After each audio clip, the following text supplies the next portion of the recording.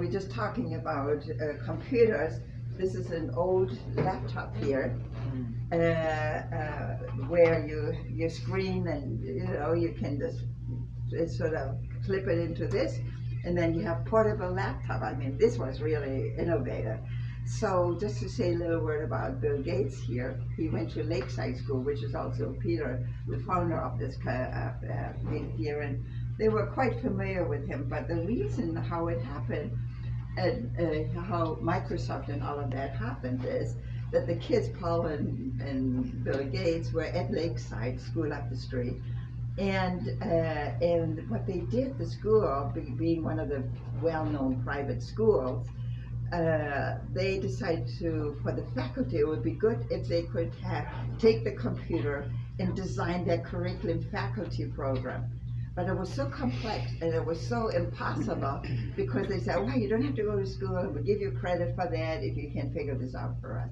And the rest is history. Big Ben came out with the Microsoft concept of computer work. And I was there when they had their 50th anniversary of that, and Bill and Melinda Gates were there. And they were, of course, they have divorced since then, but they were still married. And I remember he gave $50 million to Lakeside at that time, doing that ceremony, because Peter was graduated 50 years. That's what it is, and they all went in and got the new graduates. One of the mandates he made that in order to graduate from Lakeside, they were mandated that you had to go for 3 months to a developing country and come back with a solution. Whether he's into potties, right? He's into toilets and sewer, and that's a cause of disease in many places, right? Whether it's water, whether it's potties, whether it's solar, whatever it is. But they had to go there, live there for 3 months, come back, write it out. And under those conditions were they given the money. And when you go into the hallway at Lakeside School, you see all the projects around the world where the students can go.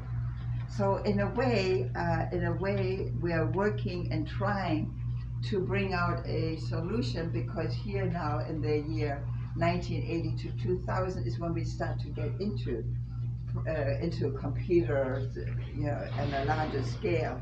Well, during that time, you also had the Berlin Wall coming down. My brothers lived in Berlin. One of them just passed away.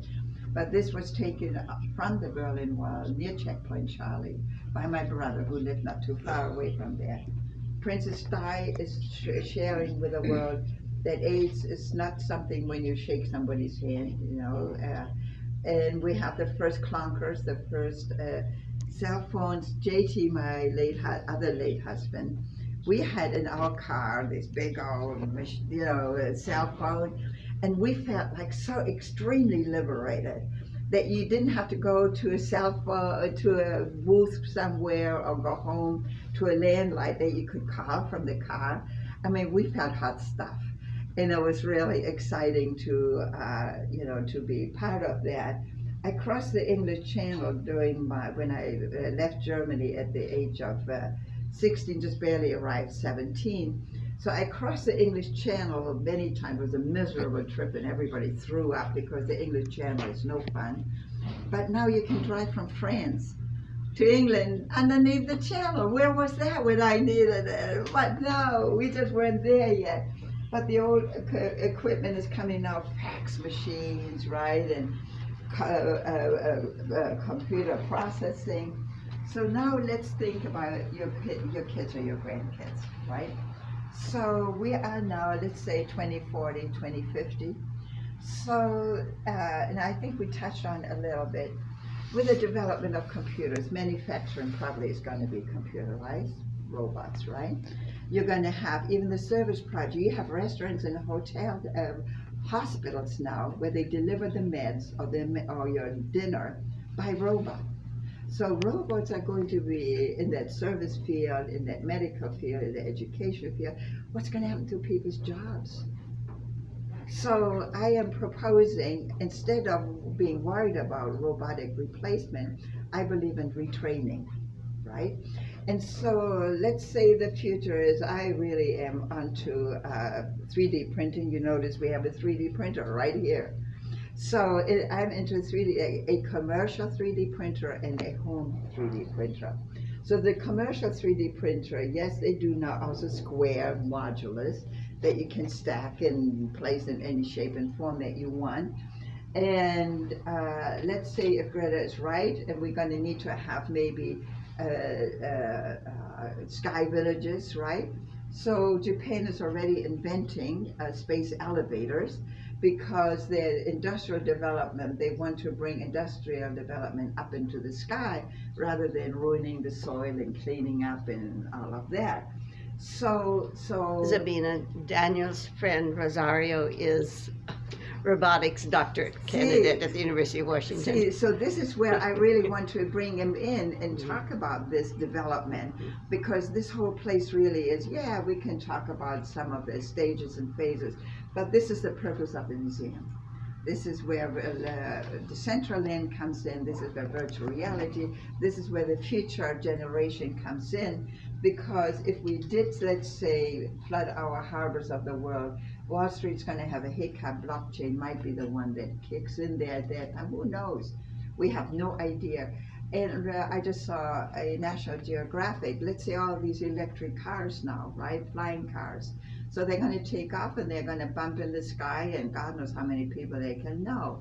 They already have an international board getting together, designing a flight plane, let's say 5,000 feet up, obviously not in commercial flight lanes, but not in small plane lanes, but in the lanes of traveling cars, right? So this is I feel important. Now I want to share one thing, that okay, so I think we kind of figure out where we're going to go, but then if we run out of food, so I'm saying, okay, they had 4 pizza chefs in New York, they're very good at that, and they printed pizzas to see in a focus group. One is 3D printed, the rest are, done by expert chefs. So they couldn't tell which one was 3D printed, plus it had added ingredients that a regular pizza wouldn't have, and they loved it. So I'm saying, yeah, food of the future. Let's just 3D print the food. Let's not worry about whether we get the grain from the Ukraine or not, right? But then comes the point, and I was talking to an engineer who's also a chemist. And I was all about, flavors, right? Development of flavors. And he said, no, you got this whole thing backwards. He says, shouldn't concentrate on the flavors. You need to concentrate on the equipment. Because what does it look like the microwave oven of the future at home, right? Kind of like this. They say you want to come home from work and say lobster dinner, and open it up, and there's your lobster dinner. So you want to have a home piece of equipment that can put your prime rib dinner and the textures off and the flavorings off and the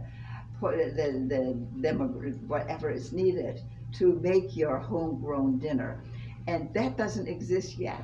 And I said, okay, can we just work on that? How do I take it from here to my lobster dinner? Get it? And this is why I'm talking to you, because I'm looking for it, and I want it in less than 5 years from now. It can't be rocket science. I know we're there. We just haven't come out with it.